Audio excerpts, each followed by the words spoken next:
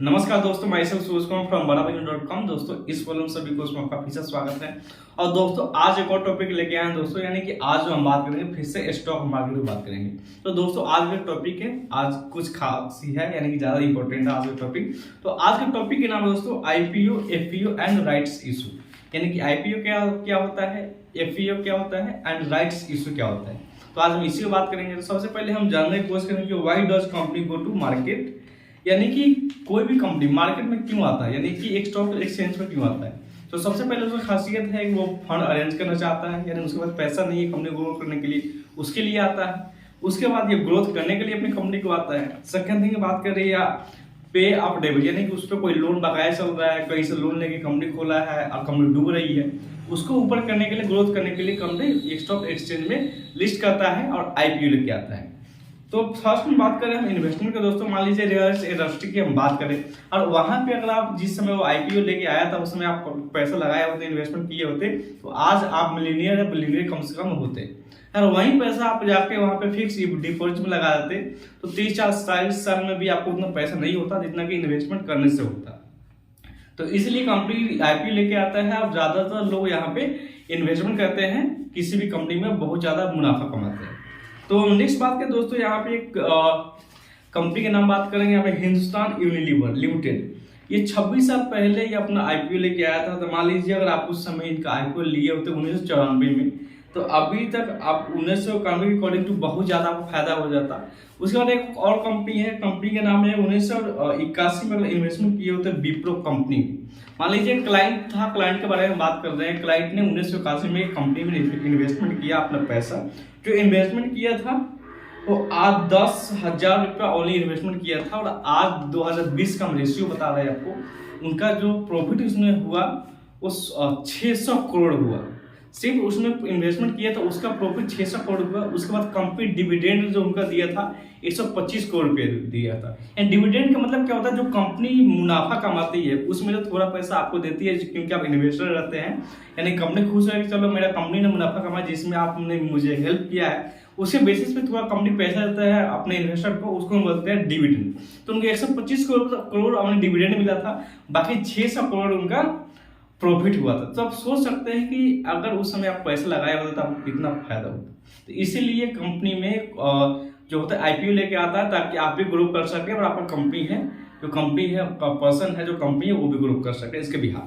उसके बाद हम नेक्स्ट बात करें दोस्तों, यहाँ पे how does a company rest money, यानी मनी कंपनी कैसा रेस्ट करती है, यानी कि मनी कंपनी जो आती है स्टॉक एक्सचेंज पे क्यों आती है, क्यों रेस्ट करना चाहती है, कहाँ से रेस्ट करती है।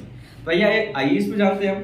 तो सबसे पहले इसमें इनिशियल पब्लिक ऑफरिंग, यानी कि आईपीओ लेके आती है। आईपीओ मतलब होता है कि कोई ऐसा कंपनी, नया पुराना कंपनी जो फर्स्ट टाइम एक स्टॉक एक्सचेंज पर लिस्ट होता है, अपना शेयर को सेल करता है एक मिनिमम कॉस्ट पर, यानी कि जो सेबी के अकॉर्डिंग जो कॉस्ट होता है उसके बेसिस पे प्राइस को सेल करता है, उसको हम बोलते हैं आईपीओ। यानी कि इसमें क्या होता है, कोई भी ओल्ड कंपनी हो या नया कंपनी हो, लेकिन पहली बार जो आता है, पहली बार जो, यानी कि उसमें जो शेयर्स होता है वो नया होता है, यानी फ्रेश होता है, जो यहाँ पे कस्टमर को शेयर किया जाता है, यानी कि इन्वेस्टमेंट करने के लिए बोलते हैं। वहां से क्या होता है, फंड को अरेंज किया जाता है, इसको हम बोलते हैं आईपीओ। तो इसमें हम आगे बात करें दोस्तों, यहाँ पे जब प्राइवेट कंपनी पब्लिक हो जाता है, इसका एक और उदाहरण है कि मान लीजिए कोई प्राइवेट कंपनी कोई वो पब्लिक हो जाता है, यानी कि स्टॉक एक्सचेंज पे आ जाता है, उसका शेयर पब्लिक भी खरीद सकता है, तो इसको बोलते हैं आईपीओ के अकॉर्डिंग टू इसमें कि प्राइवेट कंपनी ने यहाँ पे पब्लिक कंपनी हो चुका है, अपना यानी शेयर बेचने को तैयार है।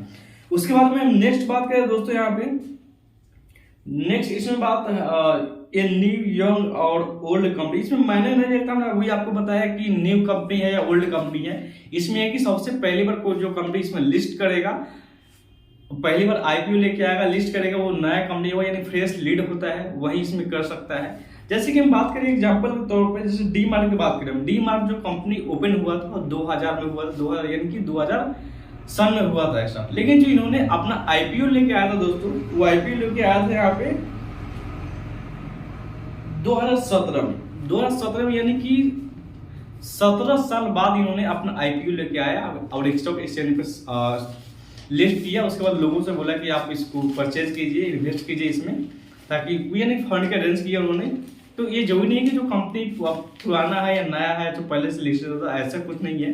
पुराना उससे मतलब नहीं है, वन टाइम अगर लिस्ट हुआ आईपीओ लेके आया, यानी कि कंपनी जो होता है वन टाइम ही कोई भी कंपनी यहाँ पे एक स्टॉक एक्सचेंज पे लिस्ट कर सकता है अपना शेयर को। उसके बाद हम नेक्स्ट बात करेंगे तो रोसरी बायोटेक कंपनी है। इसने जो कंपनी को स्टार्ट किया था दोस्तों वो 2003 में स्टार्ट किया था, लेकिन जो इन्होंने आईपीओ जो लेके आया था स्टॉक एक्सचेंज पे वो 2020 में लेके आया था, यानी कि ये भी मान लीजिए 17 साल बाद लेके आया था। तो इसमें जरूरी नहीं है जो नया नया कंपनी खोला है वहीं जाकर लिस्ट कर जाए।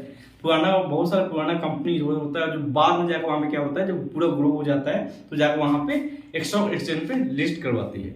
उसके बाद हम नेक्स्ट बात करें why does a company go for IPO, यानी कि कंपनी आईपीओ क्यों लेके आती है। सबसे पहले मुद्दा बात ये है, तो इसमें सबसे पहले हमने बताया आपको कैपिटल, यानी कि कंपनी को पैसा का जरूरत होता है, उस बेसिस पर सबसे ज्यादा इसमें ही लेके आता है। उसके बाद हम बात करते हैं दूसरा रीजन यहाँ पे company share are traded in on open market, यानी कि अपना शेयर को ओपन मार्केट में ट्रेड करवाने के लिए भी यहाँ पे कंपनी अपना आईपीओ लेके आती है। उसके बाद हम नेक्स्ट बात करें bulk by directly from market, यानी कि बल्क इसका जो शेयर है बल्क में आप खरीद सके इसके लिए भी लेके आता है, कहने का मतलब ये बताया जा रहा है इसमें। उसके बाद इम्प्रूव लिक्विडिटी, यानी कि जो उनका प्रोडक्ट है उसको बढ़ाने के लिए ग्रोथ करने के लिए कंपनी को इसमें लेके आती है आईपीओ। उसके बाद नेक्स्ट है दोस्तों ओपन डोर टू ईओसएफ। ईओसएफ का मतलब होता है कि कुछ इसमें क्राइटेरिया होता है कि सेबी के द्वारा कि आप इतना जो आप स्टॉक एक्सचेंज पर जो लेके आ रहे हैं तो आप इतना शेयर्स है आप खुद नहीं अर्न कर सकते, इसमें आपको डिविडेंड मतलब कि इन्वेस्टमेंट के तौर पे लोगों को यहाँ पे अपने शेयर को सेल करना होगा, तो इसके बेसिस पे ये काम करती है। उसके बाद हम बात करें यहाँ पे ब्रांड सक्सेस एंड क्रेडिबिलिटी, यानी ब्रांड के तौर पे, यानी ब्रांड को दिखाने के लिए हमारे ब्रांड का जो है रिकॉग्नाइज यानी कि पॉपुलैरिटी बढ़े इसके बेस पे भी आता है, और क्रेडिबिलिटी भी बढ़ाने के लिए यहाँ पे आईपीओ लेकर आती है कंपनी। उसके बाद में मर्जर्स एंड एक्विजिशन एक्वायर करने के लिए भी या मर्ज करने के लिए भी यहाँ पे कंपनी आईपीओ लेके आती है। यानी कि बहुत सारे कंपनी है जो एक कंपनी के तौर पर दूसरे कंपनी में चेंज हो गया, कि मान लीजिए कोई लिस्ट किया कंपनी और किसी को अदर पर्सन को उसमें राइट्स दे देता है कि हाँ भाई इस कंपनी में जो शेयर्स है आप उसको खरीद सकते हैं इसके बेसिस पे। उसके बाद हम नेक्स्ट बात करें फ्यूचर ग्रोथ के लिए भी, उसके बाद पे ऑफ डेबिट, यानी कोई लोन से वगैरह बकाया वगैरह है उसको चुकाने के लिए आपके पास पैसा नहीं है कंपनी में तो उसके लिए वहां से फंड अरेंज करके वहां पर चुकाने के लिए भी आईपीओ लेके आती है। उसके बाद सेल पर्सनल शेयर, यानी कि खुद का कोई काम करने के लिए या घर खरीदने के लिए कोई अपना खुद का इंपॉर्टेंट काम करने के लिए भी यहाँ से आप आईपीओ लेके आ सकते हैं और वहां से फंड अरेंज कर सकते हैं।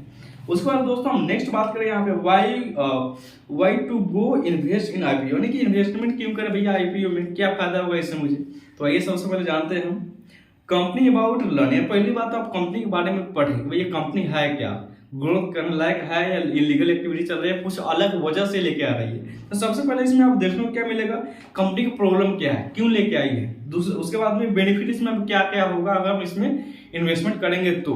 उसके बाद में नेक्स्ट दोस्तों हम बात करें कंपनी सक्सेस योर बेनिफिट, यानी कि कंपनी सक्सेस होगा तो हमें क्या बेनिफिट होगा ये उसमें आप जरूर देखें। उसके बाद में जैसे कंपनी का नाम बताया Rossari biotech limited, share of जो इसमें जो आईपीओ जब लेके आई थी तो शेयर प्राइस था 425 रुपए, लेकिन उसके कल ही होकर जो इसका शेयर प्राइस हो गया था वो 740 रुपए हुआ, यानी एक दिन में ही बढ़ के 740 रुपए। तो इसमें मान लीजिए 10,000 कोई कस्टमर शेयर खरीदा है तो उसका मान लीजिए 30,000 प्लस या कम से कम प्रॉफिट हो गया। उसके बाद नेक्स्ट बात करें हम मार्केट लिस्टिंग, मान लीजिए इसमें कम भी होने का संभावना हो, मान लीजिए कंपनी में आईपीओ कोई कंपनी लेके आई है उसका जो दाम है मात्र 300 रुपया है, लेकिन वहां पे जो क्या हुआ बाद में जो सब कल होगा उसका प्राइस होगा 125 रुपये, और 125 रुपये होगा तो उसमें जो मुनाफा के अकॉर्डिंग छोड़ी गई इसमें जो माइनस होगा 1250 रुपये को क्या होगा माइनस में चला गया।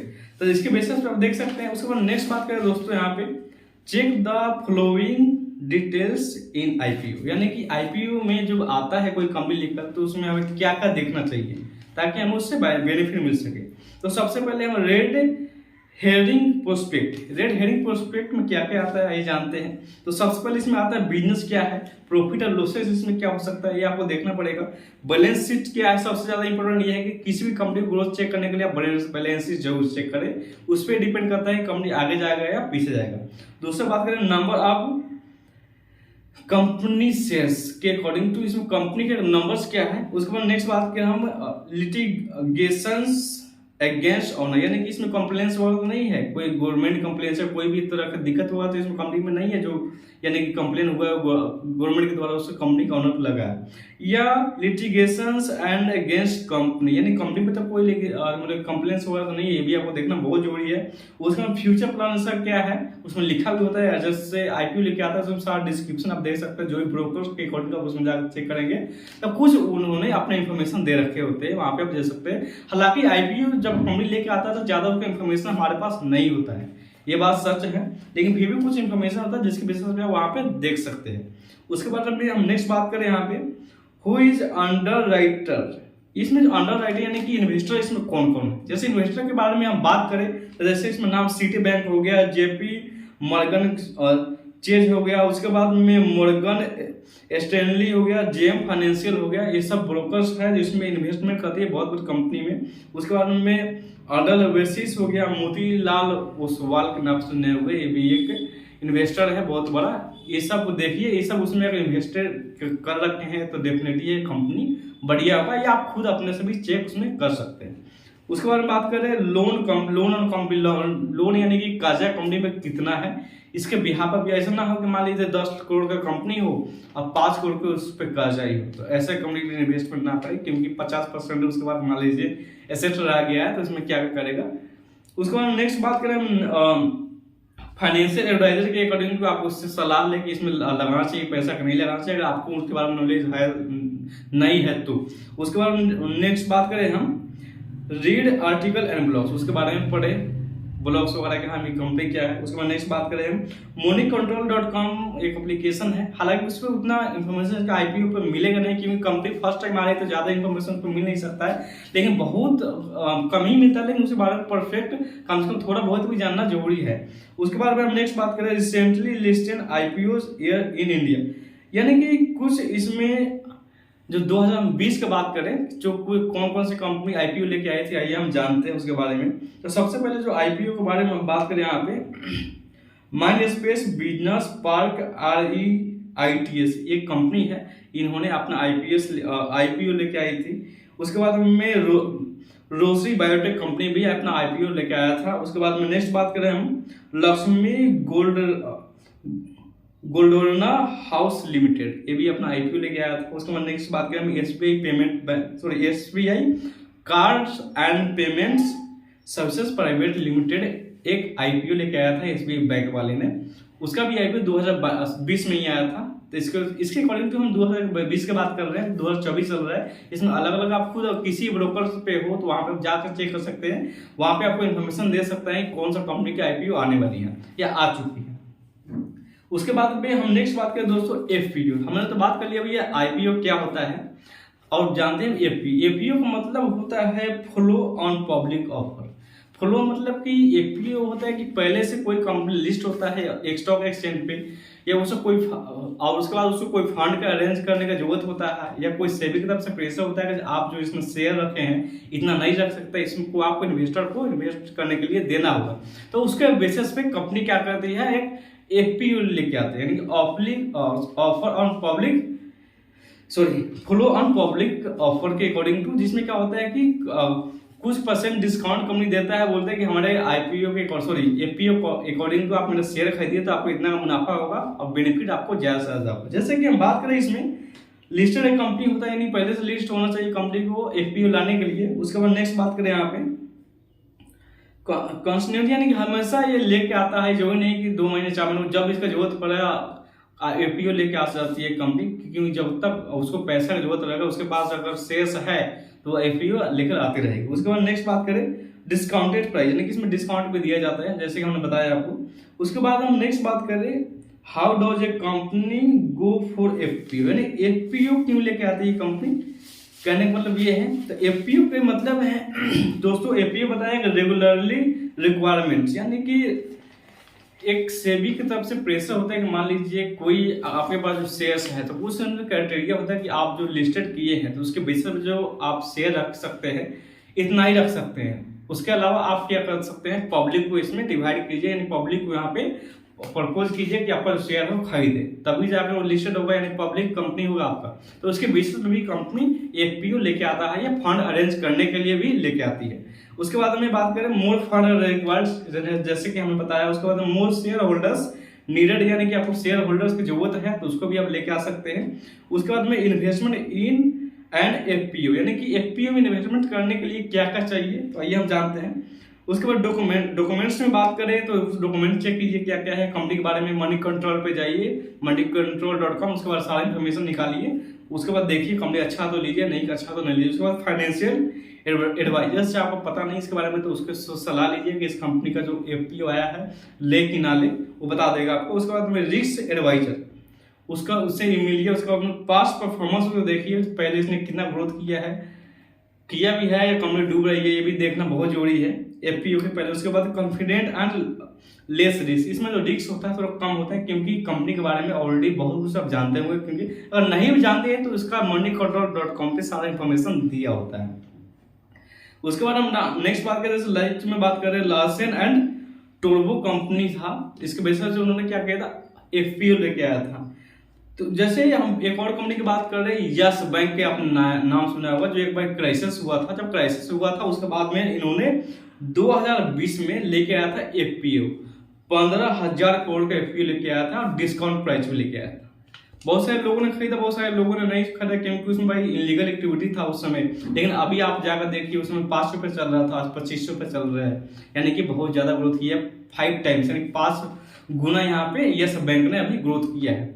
उसके बाद में हम नेक्स्ट बात करें दोस्तों, आईपीओ VS एफपीओ, यानी दोनों में क्या अंतर है। तो आईपीओ में बात करें फ्रेश कैपिटल होता है, यानी कि सबसे पहले कंपनी लिस्ट करती है तो इसमें तो शेयर होता है तो फ्रेश होता है। लेकिन एफपीओ में क्या होता है, लिस्टेड कंपनी होता है, पहले से उसमें लिस्टेड होता है, वहीं शेयर को ऊपर सेल करवाता है उसको डिस्काउंट करा के। उसके बाद में नो ट्रैक रिकॉर्ड, इसका ज्यादा ट्रैक रिकॉर्ड नहीं कर सकते एफपीओ में, क्योंकि कंपनी नया नया आई तो क्या उसका आप ट्रैक करेंगे। उसके बाद नेक्स्ट बात करें, इसमें ट्रैक रिकॉर्ड कर सकते हैं एफपीओ में। उसके बाद कैपिटल इन्फॉर्मेशन इसमें देख सकते हैं। उसके बाद में रेगुलेटरी रीजन इसमें होता है कि अपडेट करते रहे, एफपीओ लेके आते रहता है एफपीओ में। उसके बाद हम बात करें यहाँ पे मोर रिस्की, यानी कि आईपीओ मोर रिस्की होता है कि कंपनी चल भी सकता है, नहीं चल भी सकता है, डूब भी सकता है। लेकिन एफपीओ में कंपनी रेस चल रहा है, कंपनी वर्क कर रहा है, तभी एफपीओ लेके आया है, तो इसमें क्या होता है, थोड़ा कम रिस्क होता है। उसके बाद में हम बात करें नेक्स्ट में है दोस्तों राइट्स इश्यू। राइट्स इश्यू का मतलब होता है क्या कि मान लीजिए कोई कंपनी है, कोई कंपनी में हमने वहां पे उसका 10,000 परचेज किया है शेयर। अब कंपनी ने बहुत ज्यादा ग्रोथ किया, ग्रोथ करने के बाद क्या हुआ, जो कंपनी ने देखा कि भाई इस आदमी की वजह से मैं जो कंपनी है बहुत ज्यादा ग्रोथ हुआ, तो उसमें क्या होता है कंपनी ने कुछ उसको राइट्स इश्यू देते हैं।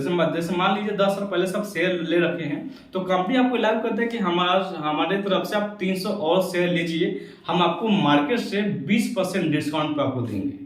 तो इसको भी बोलते हैं राइट्स इश्यू, यानी कंपनी आपको ये देखता है कि आपने कंपनी को हेल्प किया है ग्रोथ करने में कंपनी, तो कंपनी आपको कुछ राइट्स इशू देता है उसको परचेज करने के लिए और उससे आपको मुनाफा कमाने के लिए। जैसे कि हम इससे बात करें दोस्तों, यहाँ पे लिखा है 20% डिस्काउंट, यानी कंपनी के ऊपर डिपेंड है कि आपको कितना परसेंट डिस्काउंट देगा, लेकिन डिस्काउंट मिलता है इसमें। इसको हम बोलते हैं हम राइट्स इशू। इसमें क्या होता है, जो कस्टमर होता है, जो इन्वेस्टर होता है, उनको ज्यादा से ज्यादा फायदा होता है, इसलिए वो ले भी लेते हैं। बाकी इसमें आप डिपेंड करेंगे, आप ले भी सकते हैं, नहीं भी ले सकते, इससे कोई एलिगेशन नहीं कि आपको लेना ही लेना है।